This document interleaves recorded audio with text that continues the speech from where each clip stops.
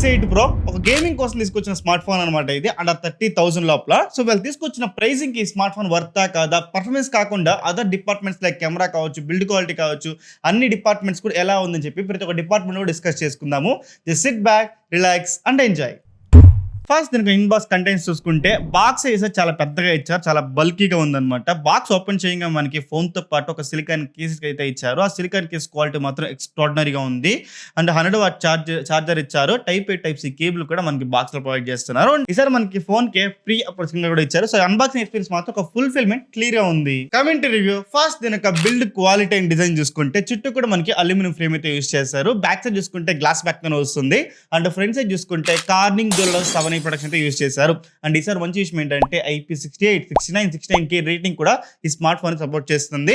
So in hand experience చూసుకుంటే ఒక iPhone kind of feeling అనిపిస్తుంది ఖచ్చితంగా. రీసెంట్ చూసుకుంటే Vivo V70 Lite కావచ్చు, Oppo Reno 15 కావచ్చు, ఈ స్మార్ట్ ఫోన్స్ అన్ని కూడా నాకు సేమ్ ఫీలింగ్ తీసుకొచ్చింది. సో ఈసారి Poco X8 Pro కూడా అలాంటి ఫీలింగ్ ఉంది. అండ్ ఫ్రంట్ సైడ్ నుంచి చూస్తే కూడా మనకి ఆ డిస్ప్లే బెజల్స్ ఇవన్నీ కూడా iPhone 17 హోల్డ్ చేసినప్పుడు ఎలాంటి ఫీలింగ్ అయితే వచ్చిందో మన Poco X8 Pro కూడా అలాంటి ఫీలింగ్ అయితే వచ్చింది. అండ్ ఇన్ఫాక్ట్ చెప్పాలంటే చాలా బాగా అనిపించింది, చాలా బాగుంది చేతిలో పట్టుకున్నప్పుడు ఇన్ హ్యాండ్ ఎక్స్పీరియన్స్ మాత్రం. ఇంక స్మార్ట్ ఫోన్ వాళ్ళు తీసుకొచ్చింది గేమింగ్ కోసం కాబట్టి గేమింగ్ డిస్కస్ చేసుకుంటే ఈ స్మార్ట్ ఫోన్ లో Dimensity 8500 అల్ట్రా అనే ప్రాసెసర్ యూస్ చేస్తారు. 4 nm పైన బిల్డ్ అయిన ప్రాసెసర్ అనమాట ఇది. ఈ ప్రాసెసర్ కి మనకి LPDDR5X RAM and UFS 4.0 storage type అయితే యూస్ చేస్తారు. దీన్ని మనం టెస్ట్ చేసినప్పుడు గేమింగ్ లో వచ్చేసి BGM వచ్చేసి స్మూత్ 120 సపోర్ట్ చేస్తుంది. ఎంటైర్ ఆల్మోస్ట్ 1 అవర్ దాకా కూడా ఈ స్మార్ట్ ఫోన్ లో నేను గేమ్ ఆడాను అనమాట. నాకు యావరేజ్ చూసుకుంటే మాత్రం 105 FPS అయితే వచ్చింది, యావరేజ్ FPS మాత్రం. సో ఈ 1 అవర్ గేమింగ్ ఎక్స్పీరియన్స్ ఎలా ఉంది, ఎక్కడ ల్యాగ్స్ కానీ ఫ్రేమ్ డ్రాప్స్ కానీ మీరు చూసారా అని అడిగితే మాత్రం చిన్న ల్యాగ్స్. మీరు ఒక హాఫ్ అన్ అవర్ పైన ఆడుతున్నారు, కొంచెం ఫోన్ వామ్ అవడం స్టార్ట్ అయిందంటే మాత్రం CPU థ్రోట్లు అయ్యి లిటిల్ బిట్ ల్యాగ్స్ అయితే మాత్రం అబ్జర్వ్ చేస్తాం అనమాట. ఇది మరి ఫ్లాగ్షిప్ ప్రాసెసర్ అయితే కాదు, చిన్న ల్యాగ్స్ ఫ్రేమ్ డ్రాప్స్ మనం ఈజీగా అబ్జర్వ్ చేస్తాము. బట్ విచ్ ఈస్ నెగ్లిజిబుల్ అని చెప్తా. ఈ ప్రాసెసర్ కి ఇది more than enough performance produce చేస్తుంది. ఈ ప్రాసెసర్ ని మనం దేంతో ఈక్వల్ అని అడిగితే Snapdragon 8s Gen 3, 8s Gen 4 ఉంటుంది కదా, ఆల్మోస్ట్ ఆ మిడ్ రేంజ్ ప్రాసెసర్స్ కి ఈక్వల్ అని చెప్పొచ్చు మనకి ఈ ప్రాసెసర్ మాత్రం. సో ఖచ్చితంగా గేమింగ్ ఎక్స్పీరియన్స్ మాత్రం మోర్ దెన్ ఎనఫ్ అని చెప్తా. బట్ టెంపరేచర్ మాత్రం 44 degreesకి వెళ్తుంది. నాకు మ్యాక్సిమం టెంపరేచర్ నేను గేమ్స్ ఆడినప్పుడు 1 అవర్ దాకా కూడా టెంపరేచర్ బయట ఎక్కువ ఉంది, ఇండోర్లోనే ఎక్కువ ఉంది. బట్ 44 అనేది కొంచెం ఎక్కువ అనిపిస్తుంది నాకు, which is little bit over అనిపిస్తుంది. ఒక 40 కానీ 42 కానీ ఎనఫ్. 44 అనేది కొంచెం ఒక స్లైట్ ఎడ్జ్ అయితే ఎక్కువే ఉందని మాత్రం నేను మెన్షన్ చేస్తున్నా. But overall gaming experience temperature rise అయినా కూడా మీకు ఎప్పుడైతే లో టెంపరేచర్ ఉంటే ఏదైతే పర్ఫార్మెన్స్ ఉందో మన టెంపరేచర్ రైజ్ అయినా కూడా సేమ్ పర్ఫార్మెన్స్ ఆఫర్ చేస్తుంది. దాంతో ఎటువంటి డౌట్ లేదని మాత్రం నేను క్లియర్గా మెన్షన్ చేస్తున్నా. ఇంకా డే లైఫ్ టాస్క్లో యాప్స్ కావచ్చు, వాట్సాప్, ఇన్స్టాగ్రామ్, ఫేస్బుక్, మీరు కాల్స్ మాట్లాడుతున్న ఎలాంటి యాప్స్ కూడా చాలా స్మూత్గా హ్యాండిల్ చేస్తుంది. ఎక్కడ ఇష్యూ లేదు. కాకపోతే ఒక చిన్న ఇష్యూ ఉంది, ఇది మనకి పర్ఫార్మెన్స్ వల్ల కాదు, దాని గురించి మనము OS డిపార్ట్మెంట్లో డిస్కస్ చేసుకుందాం. గైస్ వీడియో మధ్యలో సరే ఈ స్మార్ట్ ఫోన్ ప్రతి ఒక్కటి కూడా మన సొంత డబ్బులు పెట్టి కొన్ని అన్బాక్సింగ్ రివ్యూ చేస్తున్నా. నేను హానెస్ట్ రివ్యూ ఇవ్వడం కూడా చాలా కంపెనీస్కి ఇష్టం లేదు. కోర్ట్ నోటీసులు తెచ్చి మరి నా వీడియోస్ని బ్లాక్ చేస్తున్నారు. సో నా అలాంటి జెన్యూన్ రివ్యూస్ మీరు సపోర్ట్ చేయాలనుకుంటే ఖచ్చితంగా లైక్ చేయండి, సపోర్ట్ చేయండి, సబ్స్క్రైబ్ చేయండి, హై బటన్ పై క్లిక్ చేయండి. చాలా మంది రికమెండ్ చేస్తున్నారు అలాంటి హానెస్ట్ రివ్యూస్ని. Please be a part of that. Performance కొంచెం పక్క పెట్టేసి డిస్ప్లే మనం డిస్కస్ చేసుకుంటే 6.59 ఇంచెస్ 1.5 కలర్ రెజల్యూషన్తో AMOLED డిస్ప్లే ప్రొవైడ్ చేస్తారు అనమాట. దీన్ని మనం టెస్ట్ చేసినప్పుడు అండ్ బ్రాండ్ వాళ్ళు మెన్షన్ చేస్తుంది కూడా. దీనికి పీక్ బ్రైట్నెస్ చూసుకుంటే 3500 చెప్తున్నారు. మన టెస్టింగ్ లో ఇండోర్లో కానీ అవుట్డోర్లో కానీ ఈవెన్ సన్లైట్ లో కూడా మిట్ట మధ్యాహ్నం కూడా బ్రైట్నెస్ పరంగా మాత్రం చిన్న కంప్లైంట్స్ కూడా లేవు. సో చాలా బ్రైట్ గా ఉంది. మీకు అవుట్డోర్ లో మీరు మ్యాప్స్ యూస్ చేస్తానా మీకు ఎనఫ్ బ్రైట్నెస్ అని మాత్రం మీకు క్లియర్ గా అనిపిస్తుంది. దాంతో ఎటువంటి డౌట్ కూడా లేదని చెప్పొచ్చు. ఇంక డిస్ప్లే కలర్స్ కావచ్చు, మూవీ వాచింగ్ ఎక్స్పీరియన్స్ కావచ్చు, ఇవన్నీ ఎలా ఉందంటే సెట్టింగ్స్ లోకి వెళ్ళి ఫస్ట్ దీన్ని వివిడ్లోకి చేంజ్ చేసుకోండి. MI స్మార్ట్ ఫోన్ మీరు ఏం కొన్నా కూడా దాన్ని ఫస్ట్ వివిడ్లో చేంజ్ చేసుకుంటే మాత్రమే ఆ కలర్స్ మంచిగా బూస్ట్గా ఉంటుంది. లేకపోతే ఒక డల్ కైండ్ ఆఫ్ ఒక వామ్ టింట్లో ఉంటుంది, అదంతా బాగుండదని మాత్రం మెన్షన్ చేస్తున్నాం. ఓకే, నేను మూవీస్ చూస్తున్నప్పుడు నెట్ఫ్లిక్స్లో కానీ మనకి యూట్యూబ్లో కానీ మూవీస్ చూస్తున్నప్పుడు చాలా అంటే చాలా బాగుంది, చాలా పంచిగా ఉంది, వైబ్రెంట్గా ఉంది. ఆ ప్రైస్ బ్యాకెట్కి తగ్గ డిస్ప్లేనే. ఈ తోపు తురుమని చెప్పను కానీ బట్ 100% వాళ్ళు ఇచ్చిన ప్రైస్కి one of the best display మాత్రం మనం క్లియర్గా మెన్షన్ చేస్తున్నాం. అండ్ మనకి నెట్ఫ్లిక్స్లో కూడా డాల్బీ విజన్ కానీ HDR10+ కానీ సపోర్ట్ చేస్తుంది అన్డౌట్గా చెప్పొచ్చు.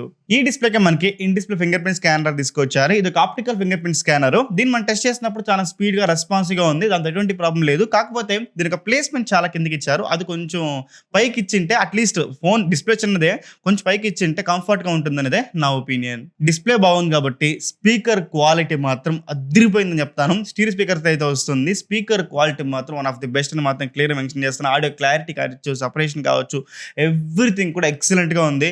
ఇంకా నేను వేరియస్ బడ్స్‌తో ఆల్మోస్ట్ ఒక 2, 3 బడ్స్ టెస్టింగ్‌లో ఉంది నా దగ్గర.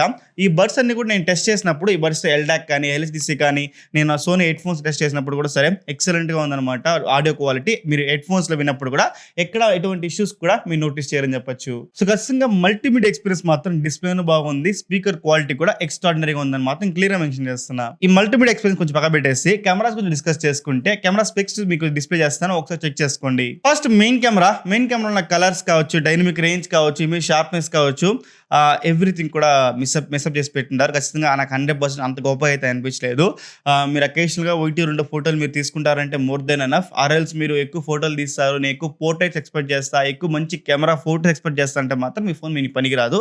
సమ్‌టైమ్స్ హెచ్‌డిఆర్ ఫోటోస్ కూడా మనకి ఎక్కువ వాష్ అవుట్ అయిపోతుంది, కలర్స్ అంత బాలేవు, కొంచెం వామ్ టింట్ వస్తుంది, కొంచెం పింకిష్ టింట్ వస్తుంది కొన్ని ఇమేజెస్‌లో. ఖచ్చితంగా కెమెరా డిపార్ట్మెంట్ మాత్రం 100% బాలేదని మాత్రం నేను మెన్షన్ చేస్తున్నా. బ్యాక్ సైడ్ మెయిన్ కెమెరా ఇంకా 8 megapixel ultra wide angle camera గురించి మాట్లాడి మీ టైం వేస్ట్ చేయడం నాకైతే ఇష్టం లేదు.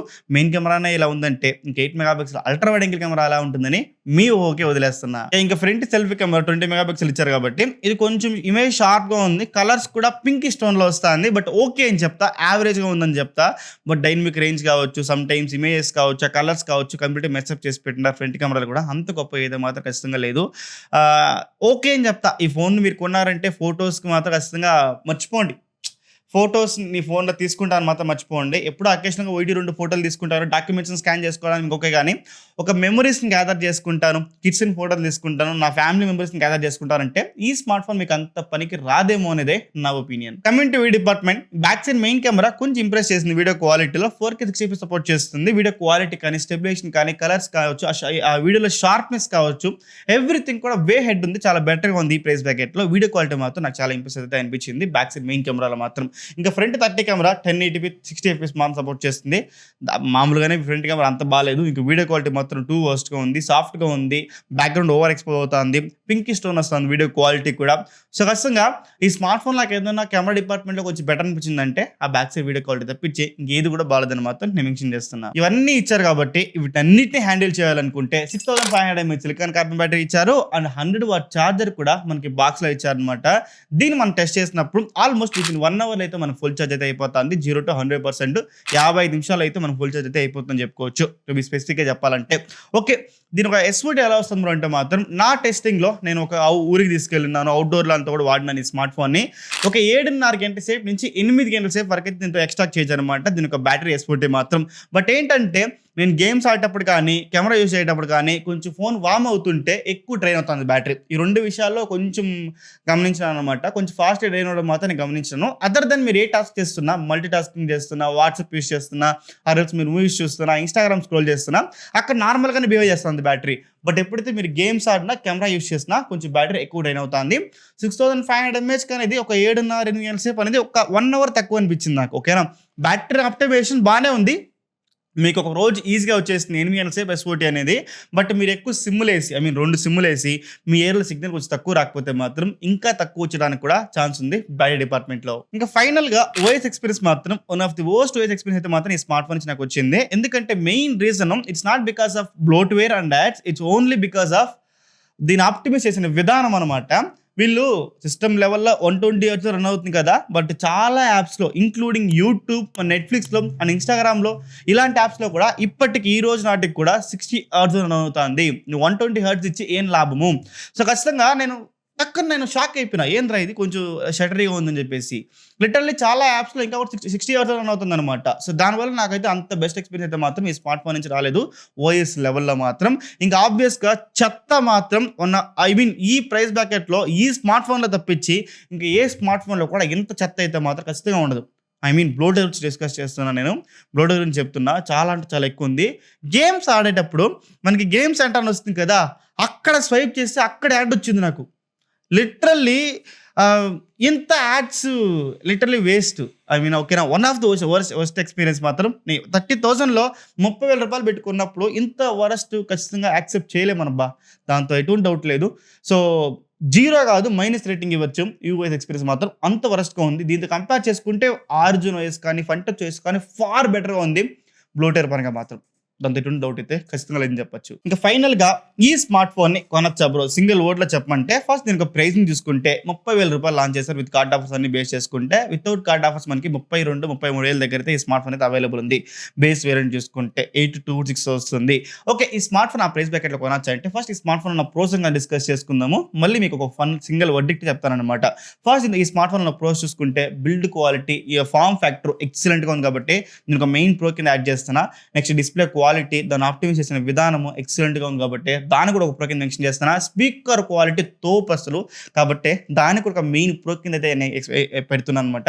ఇంకా పర్ఫార్మెన్స్ కూడా 8500 అల్ట్రా ప్రాసెసర్ యొక్క పర్ఫార్మెన్స్ కూడా చాలా బాగుంది. దాని ఆప్టిమైజ్ చేసిన విధానం కూడా బాగుంది కాబట్టి దాన్ని కూడా ఒక ప్రో కింద అయితే నేను మెన్షన్ చేస్తున్నా. ఇంకా బ్యాటరీని కూడా మనం ప్రో కింద కన్సిడర్ చేయొచ్చు. 6500 mAh బ్యాటరీ కూడా బాగా ఆప్టిమైజ్ చేస్తున్నారు. ఇంకొక 1 అవర్ ఎక్స్ట్రా చేయొచ్చు ఈ బ్యాటరీ నుంచి. బట్ ఈ స్టిల్ మనకు 1 డే అయితే ఈజీగా వచ్చేస్తుంది కాబట్టి 6500 mAh బ్యాటరీ కూడా 100 వాట్ ఛార్జర్ బాక్స్లో ఇవ్వడమే మెయిన్ ప్రోగా మనం చెప్పొచ్చు. కాబట్టి దాని ఒక ప్రో కింద అయితే నేను మెన్షన్ చేస్తున్నా. ఇంక ప్రోస్ పక్క పెట్టేసి కాన్స్ చూసుకుంటే మెయిన్ నాకు అనిపించిన ఫస్ట్ కాన్ ఏం తెలుసు, నాకు కెమెరాస్ ఈ స్మార్ట్ ఫోన్ లో 2 వస్తుంది. అంత గొప్ప అయితే మాత్రం ఖచ్చితంగా లేదు. కెమెరాస్ పక్క పెట్టేస్తే వాయిస్ ఎక్స్పీరియన్స్ అసలు ఎంత వర్స్ట్ ఎక్స్పీరియన్స్ అంటే మాత్రం అంత వర్స్ట్ ఎక్స్పీరియన్స్ ఉంది. కాబట్టి ఈ రెండు కూడా ఈ స్మార్ట్ ఫోన్ కి మేజర్ కాన్స్ గా మనం క్లియర్ గా డిక్లేర్ చేయొచ్చు అన్డౌటెడ్లీ. చదిగా ఈ పోకో X8 Pro ఉన్న ప్రోస్ అండ్ కాన్స్ ప్రతి ఒక్క డిపార్ట్మెంట్ లో మీకు క్లియర్ అర్థమైంది అనుకుంటున్నా. నా వర్డిక్ట్ ఏంటంటే మీరు ఒక ప్యూర్ పర్ఫార్మెన్స్, ఒక హార్డ్ కోర్ గేమర్స్ మాత్రమే ఈ స్మార్ట్ ఫోన్ తీసుకోండి. మీకు మల్టీమీడియా ఎక్స్పీరియన్స్ బాగుంది, బ్యాటరీ బాగుంది, గేమింగ్ బాగుంది. ఓకేనా? సో ఈ 3 డిపార్ట్మెంట్లు టిక్ చేస్తుంది. బిల్డ్ క్వాలిటీ కూడా బాగుంది, ఫార్మ్ ఫ్యాక్టర్ బాగుంది. కాకపోతే వాయిస్ ఎక్స్పీరియన్స్ బాగాలేదు, కెమెరాస్ బాగాలేదు అనమాట. మీరు ఆల్రౌండర్ ఫోన్ కొంచెం చూస్తున్నారు, నా డే టు లైఫ్ టాస్క్లో మల్టీ టాస్కింగ్ ఎప్పుడు స్మూత్గా ఉండాలి, ఇలాంటివన్నీ మీరు ఎక్స్పెక్ట్ చేస్తున్నారంటే ఈ స్మార్ట్ ఫోన్ దగ్గర నుంచి దూరంగా ఉండమంట. లేదు ఎప్పుడు నేను గేమ్స్ ఆడుకుంటూ ఉంటాను, మూవీస్ చూస్తూ ఉంటాను, నాకు అంత వాయిస్ ఎక్స్పీరియన్స్ కావచ్చు, కెమెరా డిపార్ట్మెంట్ కావచ్చు, నాకు అంత పెద్ద మ్యాటర్ కాదనుకుంటే మాత్రమే 30,000 దగ్గర చాలా మంచి స్మార్ట్ ఫోన్ ఇది.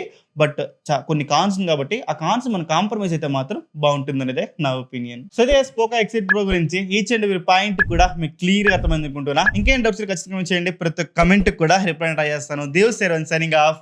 జై హింద్.